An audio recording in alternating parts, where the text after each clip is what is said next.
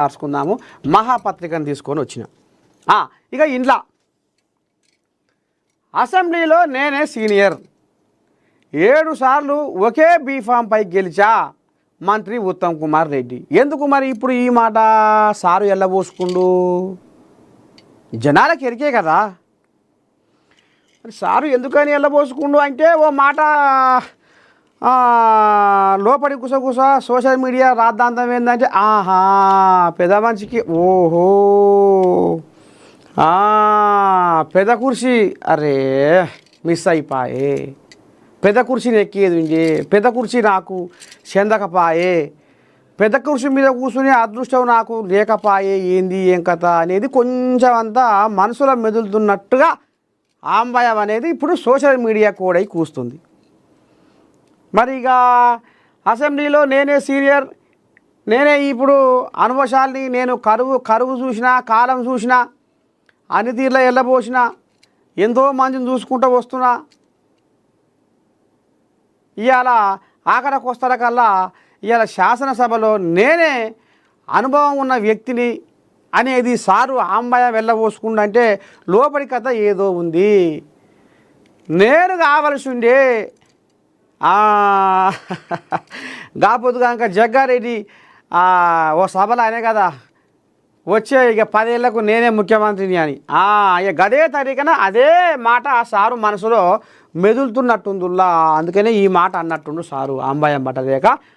మొత్తానికైతే ఇక సార్ ఆంబయం ఈ రకంగా ఉంది. ఐబొమ్మ రవి రాబిన్ హుడ్, నా అభిప్రాయం అదే, సజ్జనార్ ప్రెస్ మీట్ తప్పు, జడ్చర్ల ఎమ్మెల్యే అనిరుద్ రెడ్డి సంచలన వ్యాఖ్యలు. ఇక ఇప్పుడు సోషల్ మీడియా కూడా ఏమని కోడై కూస్తుందంటే పెద్దోళ్ళను కొట్టి పేదోళ్ళ కడుపు నింపేటోడే రాబిన్ హుడ్. ఐబొమ్మ రవి, మా ఐబొమ్మ రవి ఇవాళ పెద్దోళ్ళని కొట్టి పేదోళ్లకు సాయం చేస్తాడు ఐబొమ్మ రవి, ఆయనే రాబిన్ హుడ్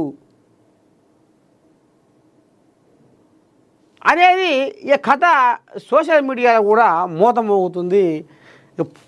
ఏది పెట్టినా ఐబొమ్మ రవి గురించి మీరు ఏం చెప్తారు, మీ అభిప్రాయం ఏంది అని కింద కామెంట్లు పెట్టుర్రి అంటే ఒక 80-90% ఆయనకే సపోర్ట్గా మాట్లాడుతుర్రు సోషల్ మీడియాలో.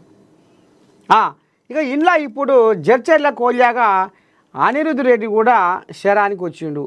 సజ్జనారు ప్రెస్ మీట్ తప్పు, సినిమా వాళ్ళని పట్టుకొని సినిమా వాళ్ళను పక్కన కూర్చోబెట్టుకొని సజ్జనారు ప్రెస్ మీట్ పెట్టి పేదోళ్లకు సాయం చేసిన ఐబొమ్మ రవిని తప్పు పట్టిండు.